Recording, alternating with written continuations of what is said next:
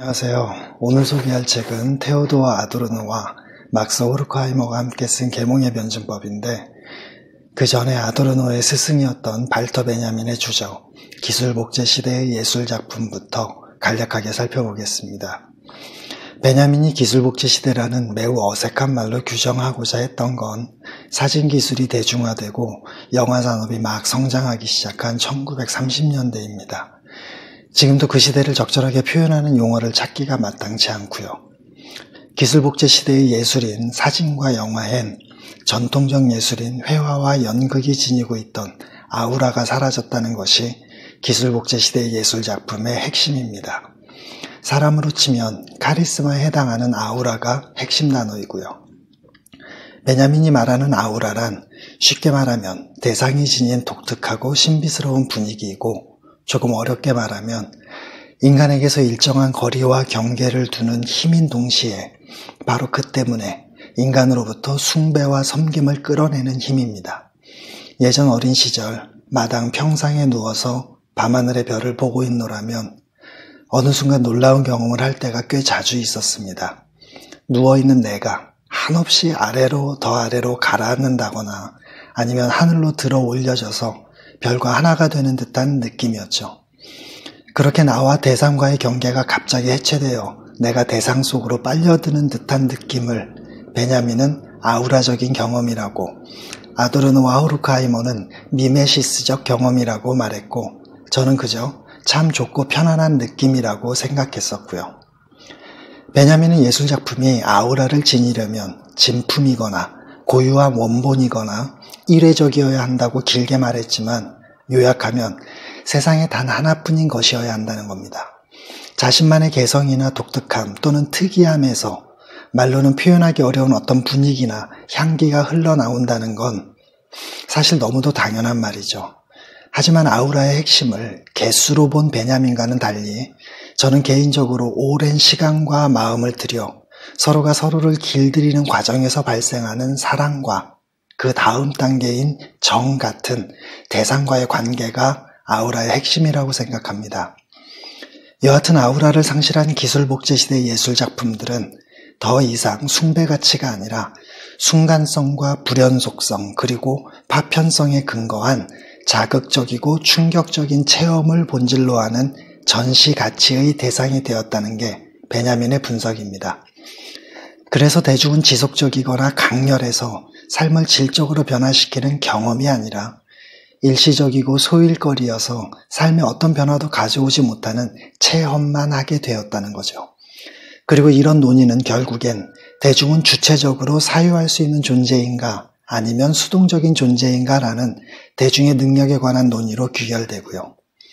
오늘날 인터넷과 소셜미디어를 통해 대중 스스로 자유롭게 정보를 생산하고 유통하기까지 한다는 생각이 만연해 있지만 사실은 그렇지 않다는 겁니다. 정보의 생산은 없고 모두가 제대로 알지도 못하면서 똑같은 것에 무차별적인 전달자가 되어 있을 뿐이라는 거죠. 이와 관련해서 한 가지 생각해 보고 싶은 문제가 있습니다. 인터넷을 정보의 바다라고 부른 지는 꽤 되었죠. 그러나 정말 그런지는 차치하고 서로 정보의 바다라고 한들 우리와는 아무 상관도 없습니다.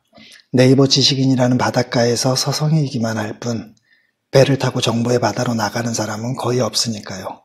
이유는 정보의 80에서 90%가 영어로 되어 있기 때문일 겁니다. 수십 년 전에 10여 년 이상 영어를 공부해도 외국인을 만나 몇 마디도 못한다면서 그간의 영어 교육이 완전히 잘못되었다는 지적이 있었습니다. 그것이 여론이 되었고 그 결과 중고등학교 영어 교과서도 개정되었죠. 그리고 그런 생각은 지금도 변화가 없고요.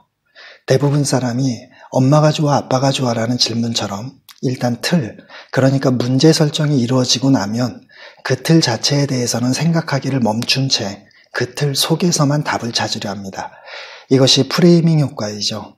결론적으로 말해서 질문이 좋아야 대답이 좋듯 문제 설정, 즉 틀 자체가 잘못된 탓에 현재 우리나라의 영어 교육이 죽도 밥도 아닌 상태가 되어버렸다는 겁니다.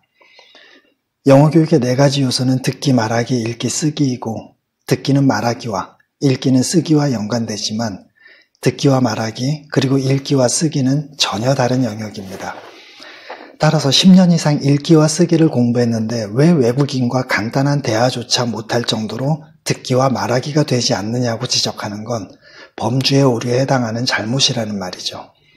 내 머리와 친구의 머리를 비교하는 건 기분은 나쁠망정 논리적으로 옳지만 내 머리와 친구의 엉덩이를 비교하는 건 옳지 않은 것과 같다는 말입니다. 우리말을 예로 들어보면 그 두 영역은 습득 방법에서도 완전히 다르다는 사실을 알 수 있습니다. 한국어 듣기와 말하기는 능숙한 장년층 또는 노인층을 대상으로 지금도 복지관 같은 곳에서 우리말 읽기와 쓰기 수업이 활발하게 이루어지고 있죠. 이것은 듣기와 말하기는 환경만 조성된다면 시간 문제일 뿐이지만 읽기와 쓰기는 평생을 살아도 의도적인 노력이 있지 않는 한 이루어지지 않는다는 사실을 보여주는 거고요. 말이 길어졌는데 정리하면 이렇습니다.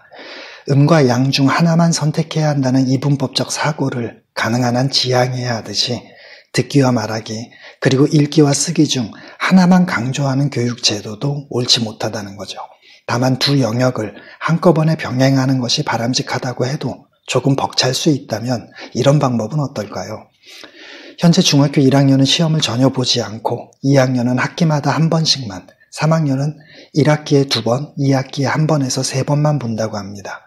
그렇다면 한 번 뚫린 귀는 거의 다치지 않기도 하거니와 시험의 비중이 현저히 낮아진 분위기가 이미 형성되어 있기에 중학교 과정에서는 예를 들어 대학교에서 하고 있듯 부담 없는 한두 과목의 수업을 영어로 진행하는 등의 듣기와 말하기 교육 중심의 환경을 조성해서 학생들의 귀와 입을 뚫어주는 겁니다. 그러면 외국인을 만났을 때의 영어 울렁증이 한결 해소될 겁니다. 반대로 대학 입학을 준비하는 고등학교 과정에서는 학교 성적이 중요할 수밖에 없고 평가는 지필고사 형식을 띌 수밖에 없습니다. 그런 현실과 가장 맞아떨어지는 것이 바로 지금까지의 읽기와 쓰기 중심의 교육이고요. 물론 커리큘럼과 여러 세부적인 사항들에 대한 고민이 진짜 과제이긴 하지만 이런 과정이 어느 정도 잘 맞물려 진행된다면 유창하지는 않아도 스트레스 없이 외국인과 스몰 토크 정도는 하면서 인터넷이라는 정보의 바다도 마음껏 탐험할 수 있지 않을까 생각합니다. 이제 계몽의 변증법을 살펴볼 차례네요. 간단하고 뻔한 내용인데 그걸 말로 하려면 길어지고 꼬이고 모호해질 때가 많습니다. 바로 이 책의 내용이 그런 경우죠. 어쨌든 시작해 보겠습니다. 인간을 동물과 구별짓게 만드는 가장 큰 특징은 생각하는 능력, 즉 이성인데 그것은 마치 음과 양이 결합해 하나의 태극을 이루듯 두 가지 요소로 구성되어 있습니다. 하나는 자신을 반성하는 비판적 사유 능력을 바탕으로 삶의 목적과 방향을 설정하고 삶의 가치와 의미를 추구하는 객관적 또는 사유적 이성이고 다른 하나는 가치와 의무는 철저히 배제한 채 주체의 자기 보존을 위해 수단과 방법을 가리지 않고 설정된 목적 달성만을 추구하는 주관적 또는 도구적 이성이죠. 아도르노와 호르크하이머가 보기에 근대 이전까지는 외면적으로 인간이라는 주체와 자연이라는 객체 사이에 그리고 내면적으로 본성과 이성 사이에 특별한 구분이 없었습니다. 오히려 외면적으로 인간은 자연을 닮고 싶어 했고 그래서 자연과 하나가 되려는 시도로 명상이나 자연의 요소를 모방해서 인간의 삶에 재현하려는 미메시스도 추구했었고요. 그러나 시간이 흐르고 시대도 변하면서 중세 내내 하인처럼 신의 눈치만 보던 인간들이 달라지기 시작했습니다. 15세기 들어 이탈리아를 중심으로 일부 사람들이 르네상스라는 문학 동아리를 결성해서 자신들의 신분에 불만을 품기 시작한 것이 마침내 200여 년이 흐른 후 데카르트의 방법서설을 통해 신으로부터의 완전 독립을 선언하는 초유의 사건으로 표출되었죠. 거기에 50년 후 뉴턴이 프린키피아로 과학혁명에 불을 붙이었고 17세기에 그와 같은 엄청난 변화와 에너지가 모이고 모여서 18세기 후반 산업혁명으로 폭발했고요. 무서울 게 없었습니다. 르네상스라는 선어가를 먹은 후 신과 다를 게 없다는 교만이 하늘을 찔렀고 그것은 인간의 내면과 감정은 배제한 채 수량화와 체계화와 보편성과 합리성을 내세운 과학의 성과를 통해 허황한 게 아니라는 정당성을 획득했으며 그 결과 표준화와 효용성에 근거한 이윤 추구를 목적으로 하는 자본주의라는 열매를 맺게 되었죠. 사유적 이성이 지나온 시간과 과정을 꼼꼼하게 살펴보고 조언할 새도 없이 도구적 이성이 치고 나간 겁니다.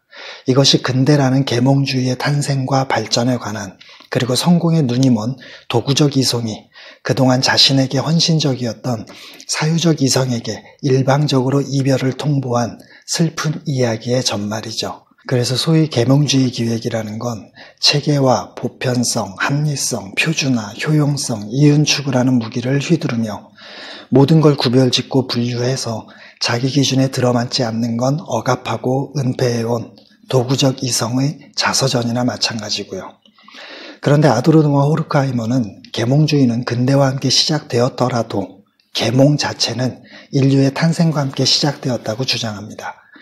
야만스러운 자연의 위협에 맞선 생존의 몸부림, 그리고 나아가 자연을 이용하고 지배하고자 하는 욕망 자체가 계몽이라는 건데, 그렇게 살아남기 위해서 필연적으로 사회와 체제를 발전시켰고요.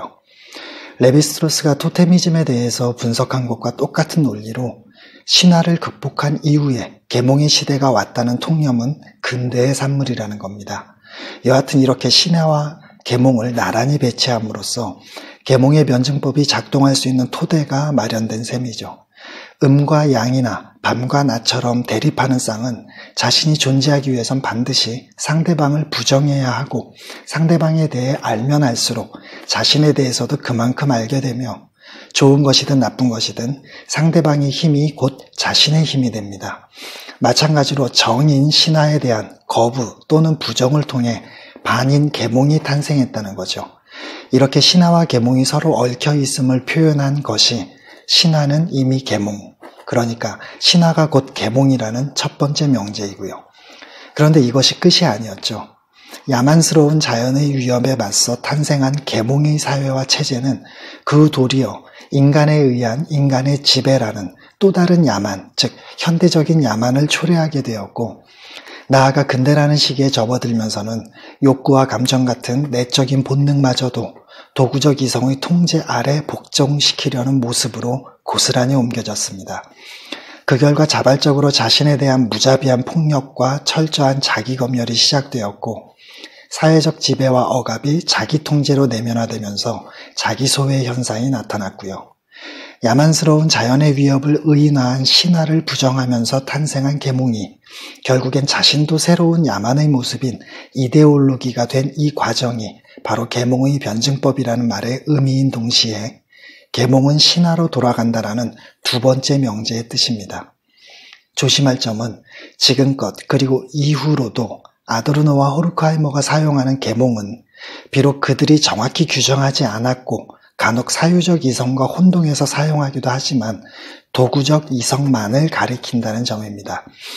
그래야만 계몽에 의한 진보는 사실상 퇴행이고 계몽의 퇴행적 경향은 이미 인간의 합리성 자체에 내재해 있다라는 말의 의미를 이해할 수 있으니까요. 근대성의 특징이기도 한 도구적 이성의 특징은 추상적이고 개념적이며 보편적인 체계와 질서를 구축하고 인간을 포함해 모든 것을 측정 가능한 수량화와 돈이 되느냐만 따지는 효용성의 잣대로 판단해서 들어맞지 않으면 가차없이 제거하는 것이었습니다.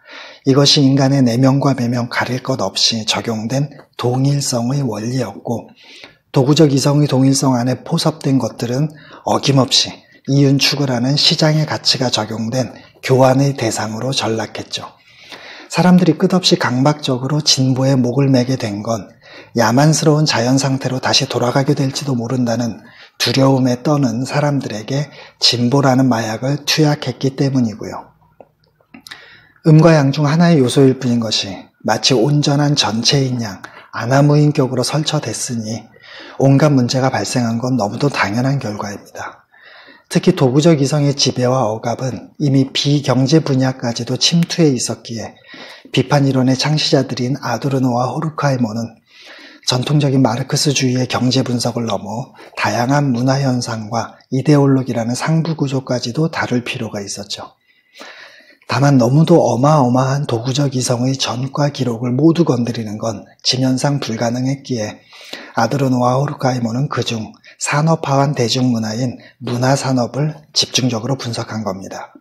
호메로스의 오드세이아의 주인공 오디세우스가 트로이 전쟁 이후 고국으로 돌아가기까지 10년 동안 겪은 파란만장한 모험은 도구적 이성을 지닌 주체가 자연적이고 신화적인 힘에서 벗어나 계몽의 상태에 도달하기 위한 고군분투의 과정이었다는 새로운 해석이나 사드의 줄리엣 또는 악덕의 번영의 주인공 줄리엣이 보여준 방탕하고 악덕한 삶은 사실 어떤 도덕적 감정 없이 오로지 도구적 이성의 특징 중 하나인 합리성에만 근거해서 산 비합리성에 대한 도발이자 계몽이 빚어낸 파국에 대한 자화상이라는 이야기는 맛보기 데모 영상인 셈이고요.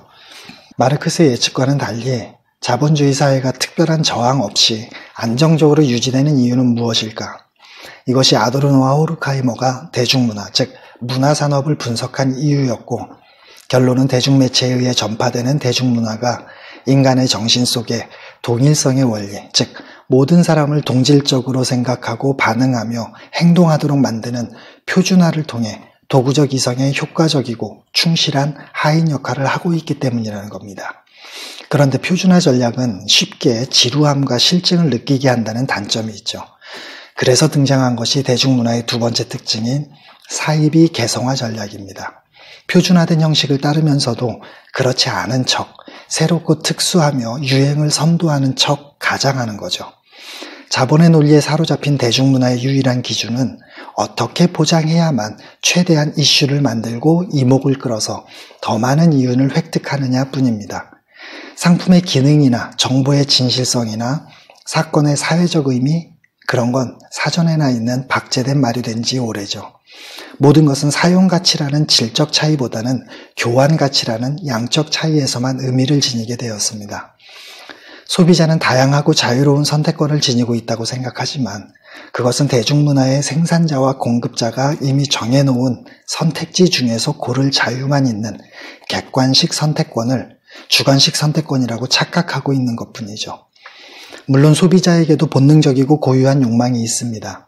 그러나 대중문화에 의해 욕망한 적이 없던 걸 욕망하고 있었다고 착각하거나 아니면 고유한 욕망과 대중문화가 조작한 욕망을 구별하지 못하게 되었다는 말이죠. 이것이 미국 경제학자 존 케네스 갤브레이스가 풍요로운 사회에서 말한 의존 효과이고요.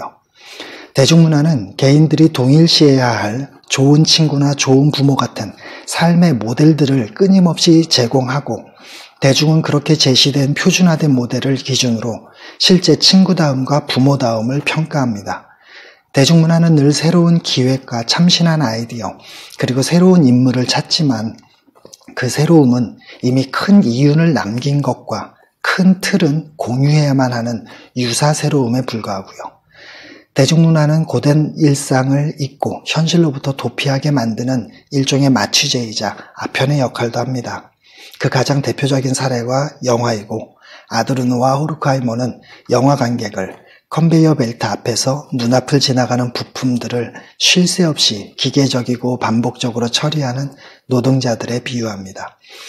그런 노동자들이나 영화 관객 모두 사유, 즉 성찰이 아닌 적응 또는 반응만 할 뿐이라는 거죠. 사유, 즉 성찰 또는 150일에 무엇이 가치 있는 삶인가에서 로버트 노직이 말한 대응은 시간이 걸리고 에너지를 쏟아야만 가능하기 때문입니다. 이제 이 긴 이야기의 결론을 내릴 시간이 왔군요. 도구적 이성이 폭주하기 시작한 시기는 도구적 이성이 사유적 이성에게 일방적으로 이별을 통보한 후부터였죠. 그렇다면 도구적 이성에 사유적 이성이라는 제어 시스템을 장착해서 하나의 온전한 이성, 즉 태극의 모습을 갖추게 하는 게 유일한 해결책이 될 겁니다. 이것이 바로 아도르노와 호르카이머가 제시한 해결책이기도 하고 제가 늘 틈날 때마다 강조한 생각하기, 즉 좋은 의미에서의 자기 검열과도 연결되고요. 고생하셨습니다. 다음 시간엔 장 보드리아르의 소비사회로 찾아뵙겠습니다.